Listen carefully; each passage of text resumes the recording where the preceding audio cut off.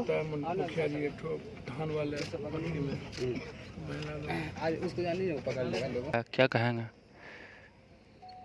देखिए, राघोपुर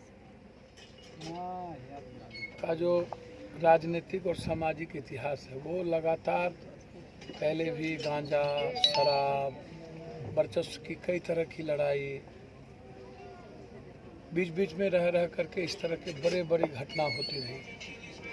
और मुझे लगता है कि ऐसे घटनाओं के बाद कई बार चीज़ें राजनीतिक रूप से दब जाती है या फिर उस पर वो कंप्लीट रूप से गलत आदमी को कहीं न कहीं राजनीतिक संरक्षण प्राप्त हो जाता है, पदाधिकारियों का संरक्षण प्राप्त हो जाता है पैसे के बदौलत, ताकत के बदौलत। तो जो राघोपुर के निर्माण वाले लोग हैं या इस तरह के माहौल से बिल्कुल दूर हैं, जिसका दारू से, गांजा से, बालू से, कई तरह के गलत चीज़ों से काफ़ी संगत नहीं। अभी देखिएगा जो NH बन रहा है, वर्चस्व की लड़ाई हमेशा, और मुझे इतना दुख है, नरसंहार तो मैं लगातार डेली, कल भी हम 3 भाई को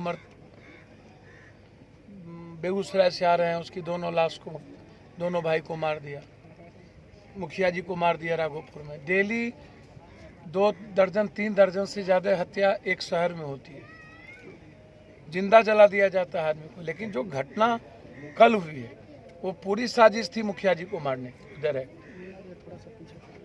और पंचायत हो गया, पंचायत के बाद जब सभी लोग गांव जा रहे हैं, उसके बाद टारगेटेड करके आप नरसंहार के रूप में अभी 5 आदमी नहीं मिला है, जिसमें यह कन्फर्म है कि एक का लाश आया है, 2 को काट के उस पर खून मिला सारी चीज़ों पर और उसको काट के फेंक दिया गया।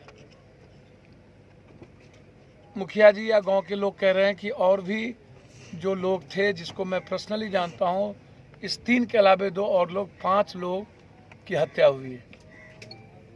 अब आप सोचिए, कई बार जब भी हत्या हुई हम राघोपुर गए और कई बार इस ऐसे घटनाओं में जब तनाव भी हुआ तब भी हम राघोपुर जा कर के उस तनाव को कोशिश किए कि राघोपुर कम से कम एक अमन चैन गांव और समाज के रूप में जाना जाए। लेकिन जो कल घटना घटी है, यह कंप्लीट रूप से समझिए कि अपने वर्चस्व को स्थापित करने के लिए घटना घटी है। इस घटना में कोई मतलब नहीं है, सिर्फ शराब का वर्चस्व, हमारा वर्चस्व, पंचायत में वर्चस्व, इलाके में वर्चस्व, मतलब वर्चस्व के लिए आप जितना नरसंहार हो सकता हो कर लें। और फिर इस पर कोई, बिहार की जो स्थिति है, DG साहब भी कल थे हाजीपुर में, तो हम तो अभी DG साहब से भी फिर बातचीत किए हैं। इस कांड में हम चाहेंगे कि इसमें और कौन कौन लोग पीछे से इन्वॉल्व है, इसकी भी जांच हो, CID से जांच करवा दी जाए। क्या इसमें गहरी साजिश है, कितने लोग बाहर से, कौन कौन लोग हैं, कोई भी दोषी बचना नहीं चाहिए हम किसी भी परिस्थिति में। एक तरफ जहां सरकार कहती है कि ठीक है, देखिए भैया, हम उस पर नहीं जाएंगे। 30,000 2018 तक हत्या हुई है बिहार में, जिसमें दलित अल्पसंख्यक के साथ है, पुलिस वेबसाइट पर है। 25,000 गैंग रेप है। न बेटी सुरक्षित है, न आम आदमी सुरक्षित है जो समाज को लेके चलने वाले हैं। एक दिन में पप्पू यादव 1200-1300 किलोमीटर चलता है और हमको आप सोच नहीं सकते, अंदाजा नहीं कर सकते हैं कि एक दिनों में 10-10, 12-20 लाश को हमें देखना पड़ता है, मासूम बच्चियों के बलात्कार को देखना पड़ता है।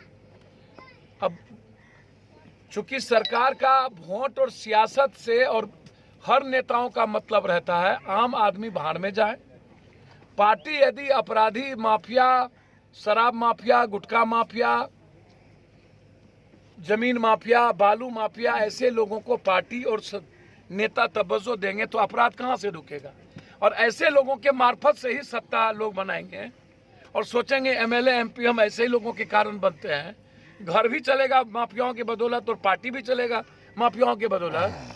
अब 47-56 का खेल शुरू हो जाएगा कि किसको पता नहीं है भाई जबलपुर का 47 किसके किसके घर में है? हम तो लिस्ट दिए हुए हैं। 29 में 22 मंत्री आपके कई सारे एमएलए, एनआई की जांच हुई, सीबीआई की जांच हुई, विजिलेंस के को पता है कितना 47 है। राघोपुर में कई आदमी के पास 47 है, हमको पता नहीं है क्या? कौन कौन लोग वर्चस्व का खेल खेलते हैं? हाजीपुर गढ़ बन गया है तस्करों का, शराब माफियाओं का। अब तो आप नया गुटखा माफियाओं का फिर राज दे दिए। और दूसरा चीज वैकिल्स एक्ट भी दे दिए, लूटने का, पुलिस से पूरी गुंडाई करने का। पहले तो हम माफिया से परेशान थे, गुंडाई से, दारू के पुलिस से परेशान थे, अब तो उतारू हो गया गुंडाई करने की। कई गुंडा समाज को तबाह कर रहा है। एसपीडी ट्रायल की हमने मांग की है और रात में ही हमने 20-20 लाख रुपया मुआवजा का डिमांड किया है। और यदि विशेष आप वहां पर फोर्स दीजिए कंप्लीट रूप से, और अविलंब मुखिया जी को बॉडीगार्ड की हम मांग करते हैं कि इसको सुरक्षा मुहैया कराया जाना चाहिए। कभी भी इनके जान माल पर खतरा हो सकता है।